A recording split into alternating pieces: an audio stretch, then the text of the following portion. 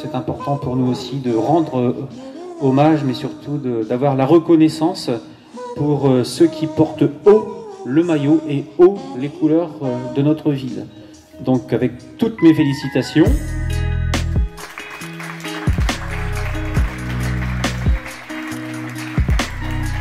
Frédéric Sonnet fête ses 50 ans ce 25 septembre. Quoi de mieux que de se retrouver autour d'une table de tennis de table, sport qu'il affectionne depuis si longtemps et qu'il a emmené à la 81e place mondiale à son meilleur classement. L'homme est un bon vivant, charismatique, plutôt sociable et aime échanger. Bon, il ne faut pas trop lui parler de politique. J'estime que ça va être probablement des questions de tennis de table, donc à la limite ça va aller. Hein, des culturels, socio-économiques et tout, ça c'est un peu ennuyant. Hein, mais... Politique? Non, non, pas du tout, parce que là je vais partir au quart de tour et ça va pas le faire à la caméra. Frédéric évolue depuis 6 ans à Abbeville et toujours à Védrines-Namur en super division belge. Interview avec le tout jeune quinquagénaire. Bonjour Frédéric. Bonjour à toi Alexis. Alors je crois que c'est un jour un petit peu spécial, c'est ça aujourd'hui? Effectivement, demi-siècle, 50 ans. Non, je parlais du match. Ah, effectivement. Un très joyeux anniversaire. Merci, c'est gentil. Pas n'importe lequel. Oui, ben, demi-siècle, donc impressionnant d'être arrivé jusque-là. Et puis voilà, aujourd'hui c'est un match, c'est le premier match de la saison 2020-2021 avec bien entendu l'après-Covid. Espérons que ça continue. Qu'est-ce que ça fait d'avoir 50 ans? Moi je me sens vieux pour être honnête, mais toujours l'esprit jeune, donc en fait c'est le principal je pense. T'as toujours tes jambes de jeune? Un peu moins, mais bon, elles survivent, elles continuent à me porter, donc c'est déjà pas mal. Est-ce que c'est le moment justement pour faire un bilan de sa vie, de sa carrière? Non, pas du tout, parce que je compte encore au moins jouer quelques années. Et donc, non, le bilan d'une carrière n'est pas d'actualité pour le moment. Est-ce que tu as par exemple des regrets, des choses que tu aurais voulu faire, atteindre, que tu n'as pas fait? Probablement que oui. Maintenant, après, la vie d'un sportif professionnel ou semi-professionnel maintenant, c'est aléatoire. Voilà, on peut arriver au haut niveau, comme on peut ne pas malheureusement y arriver. Et donc, des regrets, non, parce que j'aime bien la vie. Donc, peut-être que j'aurais pu, avec un peu plus d'assiduité, être plus haut au niveau mondial et peut-être perdurer dans l'équipe nationale belge. Mais ce n'est pas un regret, c'est simplement une constatation de la vie. Et je pense que je me suis quand même bien éclaté, si je puis dire, au niveau des clubs où j'ai eu l'occasion de jouer. On peut ne pas être le meilleur et justement prendre plaisir, c'est ce que tu dis. Exactement, oui. Je le pense vraiment parce que après cette période équipe nationale, j'ai vraiment profité des clubs où je suis allé jouer en France. Et je pense que j'ai laissé dans tous ces clubs une bonne image de moi. Alors, le chemin est court entre la France et la Belgique. Tu as fait d'ailleurs pas mal de clubs ici en France, à Saint-Maur, Chefbouton, Angers, Yport, Abbeville aujourd'hui depuis 6 ans. Pourquoi? Quelle est la raison? On pourrait le dire comme ça, en vieillissant, il vaut mieux trouver un club bien plus près de la Belgique, puisque bon, on va quand même être honnête au niveau des déplacements, la France étant tellement grande, et c'est bien comme ça. J'avais envie de me rapprocher de la Belgique pour passer plus de temps dans mon pays. Parce que forcément, quand on joue par exemple à Montpellier, les déplacements voilà, sont plus longs. Donc on y reste plus longtemps et on pourrait dire que oui, mon plat pays me manquait. Ta petite Belgique, c'est ça, comme tu l'appelles de temps en temps? Oui, voilà, c'est ça, exactement. Maintenant, voilà, on est à 2 heures, 2h30 de chez moi. Donc au niveau voyage, c'est assez facile. Ça nous permet de rester parfois le week-end sur Abbeville, de partir le lundi ou peut-être de s'arrêter à un endroit ou l'autre quand on rentre sur la Belgique, de visiter voilà, un petit peu. Et donc c'est beaucoup plus apaisant et moins stressant. On se sent toujours dans le haut niveau tout en se disant qu'on peut quand même profiter de la vie et pas toujours être concentré sur revenir, entraînement, jouer match, blablabli, blablabla. Voilà. Tu continues toujours à prendre plaisir à aller en entraînement? Aller à l'entraînement, pas tout le temps. Pour les matchs, oui. Alors, ça veut dire quoi? Ça veut dire que voilà, après s'être entraîné régulièrement pendant 6 heures par jour, on a l'impression d'avoir envie de rester sur ses acquis. Et donc l'entraînement devient un peu plus pesant par rapport à ma jeunesse, on va dire ça comme ça. Et donc maintenant, oui, un entraînement de 2 heures, 3 heures par semaine, ça me suffit largement et je ne saurais pas faire plus parce que je pense que mentalement, j'arrive vite à être au bout. Mais tu prends quand même plaisir sur ces quelques heures d'entraînement? Ah oui, effectivement, parce que je vois plein de jeunes qui progressent, je m'entraîne avec des anciens coéquipiers, donc en fait, oui, quand j'y vais vraiment avec plaisir. Pourquoi tu as choisi le tennis de table quand tu étais jeune? Alors en fait, on pourrait dire que c'est un concours de circonstances. Avant, je faisais du volley et j'ai eu des problèmes physiques au niveau du bras gauche, et donc ma maman connaissait très bien l'entraîneur de mon premier club, et donc j'y ai fait mes premiers pas, c'est-à-dire le club du tennis de table de Malone. Voilà, c'est donc vraiment un concours de circonstances, parce que si je pense que je ne m'étais pas cassé le bras forcément, je serais peut-être toujours en train de jouer au volley et je n'aurais pas connu ce que j'ai vécu au niveau du tennis de table. Tu te rappelles, en 1986, tu avais 15 ans, un stage en Chine. Oui. Et c'est là que tu as compris que c'était ça que tu voulais faire, on peut dire?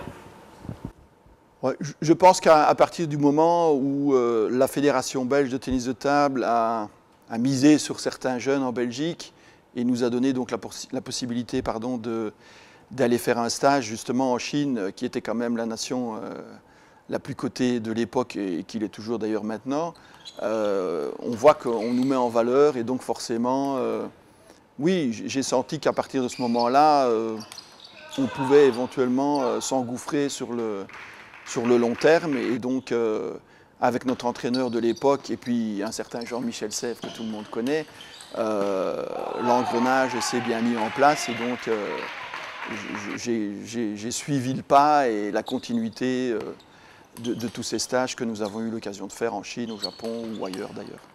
C'est finalement le fait d'être épaulé, c'est ça qui t'a encouragé?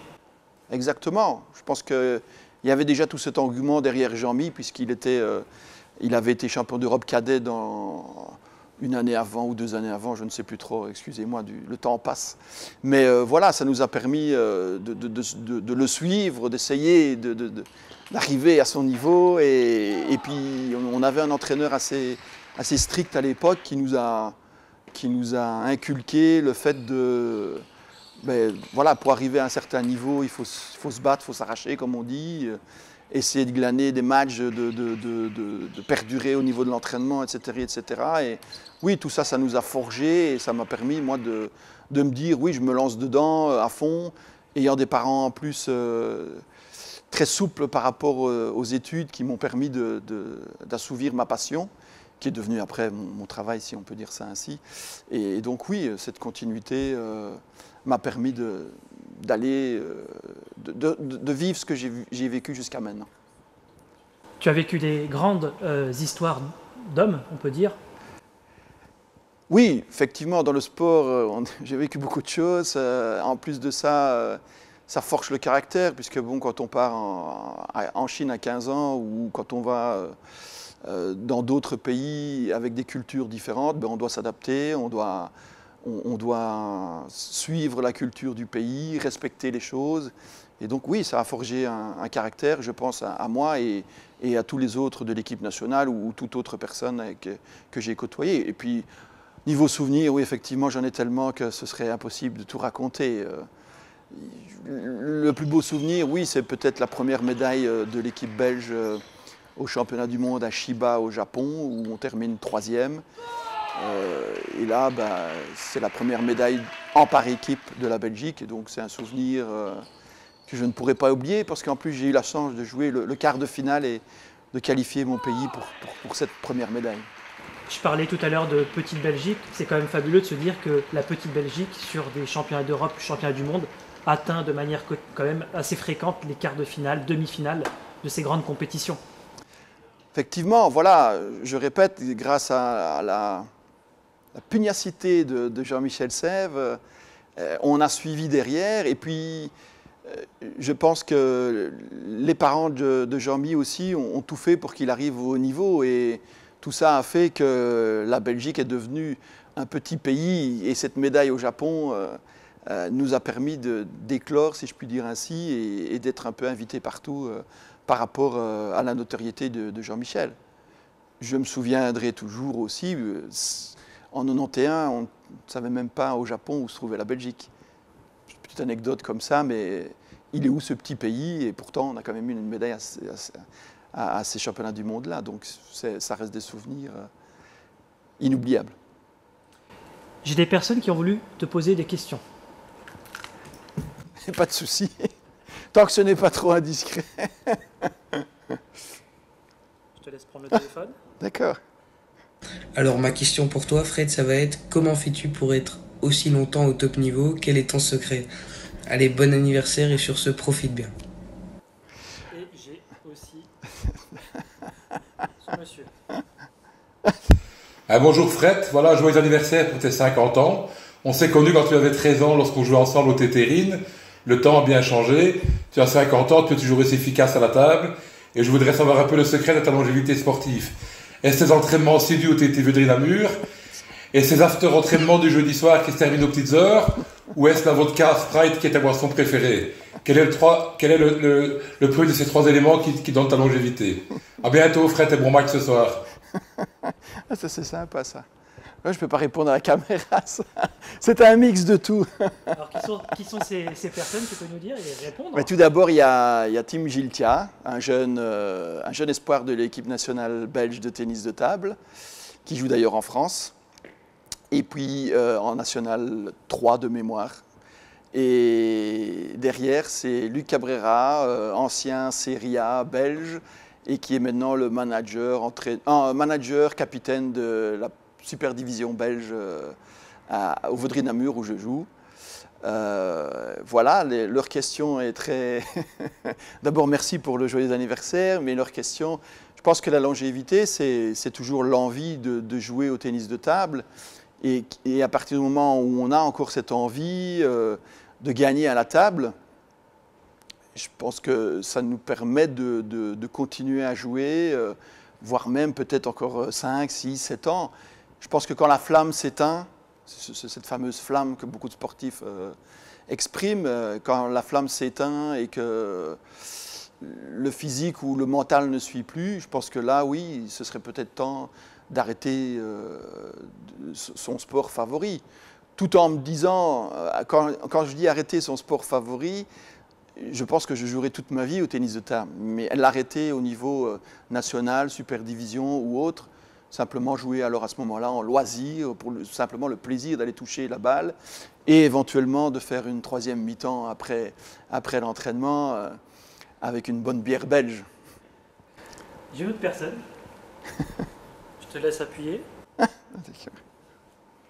Décidément, tu fais des belles recherches. Voilà, on se connaît depuis longtemps. Et j'aurais bien voulu savoir si tu te rappelles quand on était en stage à Bistrița ou dans Mani, des 2 litres de Tsuka qui sont passés entre nous deux. Voilà. Merci et bonne continuation.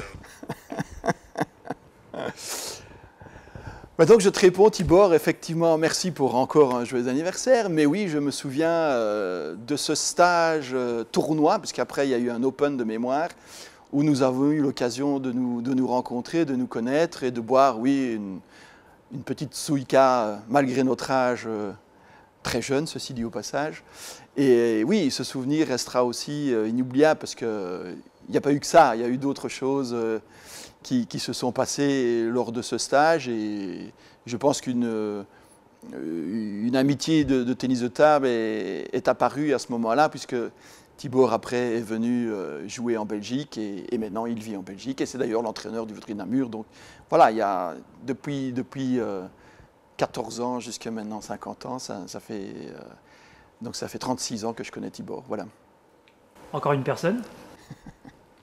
Si c'est ma mère, je n'y crois pas, ça, par contre. Ah ouais, absolument. Je te laisse. Salut mon petit Fred. Tout d'abord, je tenais à te souhaiter un joyeux anniversaire pour tes 50 balais. Et ouais, demi-siècle, mon vieux. On ne se fait plus si jeune. Alors, pour toi, j'ai 2 questions. La première, on s'en fout un peu, mais réponds quand même. Quand comptes-tu te bouger le cul un peu pour qu'on soit champion de Belgique en double? Et la deuxième, bien plus importante à mes yeux, préfères-tu trier la gerbe de tes coéquipiers en Coupe d'Europe ou changer une roue en revenant de Guindaille à 7 h du matin? Ouais. J'attends ta réponse avec impatience. Bon anniversaire, mon gros! Ce ne sera que pour eux la réponse, parce que bon, les gens ils vont se dire, mais qu'est-ce qu'il raconte? Alors, bonjour François, merci pour ton joyeux anniversaire. Alors là, je réponds déjà à la deuxième question. Je préfère changer une roue de voiture à 6 h du matin, surtout avec toi, parce que c'était un sacré sketch. Et la première question, écoute, si je pouvais être champion de Belgique avec toi en double, cette année-ci, je signerais à 2 mains et ça nous permettrait de nous faire une belle fête, ceci dit au passage. Écoute, je crois que dans le sport, faire des pronostics, on en fait souvent. Ce n'est pas toujours les bons pronostics qui passent. Donc je crois qu'on va continuer à jouer en double, essayer d'aller le plus loin possible. Et si on arrive à être champion de Belgique, tu n'oublieras pas la fête. J'ai une dernière personne qui a voulu te poser une question. Si c'est toujours ma mère, je vais me mettre à pleurer. Mais bon. Je te laisse faire lecture. C'est Nicolas, ça. Alors, petite question pour toi, Fred. Comment est-ce que tu fais pour être aussi bon et bouger aussi peu? Voilà, très joyeux anniversaire. Alors, bonjour Nicolas, merci une fois de plus pour ce joyeux anniversaire. Alors, pour bouger aussi peu, je pense que le schéma de mon jeu a toujours été basé sur, justement, épuiser le joueur adverse pour essayer, au moment où, dans le point, il a une petite baisse de fatigue, utiliser cette baisse de fatigue, pour moi, asséner ce qu'on appelait un grand coup à l'époque. Maintenant, en vieillissant, j'ai du mal, bref. Et sinon, oui, le fait d'être aussi bon encore à 50 ans, je pense que c'est toujours la même chose, c'est de prendre plaisir et absolument pas se mettre de pression, même si parfois certains membres du comité directeur de chaque club où je joue mettent peut-être parfois un peu la pression, où il faut des résultats, il faut se maintenir, l'objectif c'est ça, on n'arrive pas toujours à réaliser ces objectifs, mais je pense que jusqu'à maintenant, dans tout ce que j'ai vécu, voilà, je pense que tous les clubs ont réalisé ce qu'ils voulaient, notamment au Veudry Namur, où nous avons réussi à toujours se maintenir en super division et à intégrer des jeunes, comme toi Nicolas.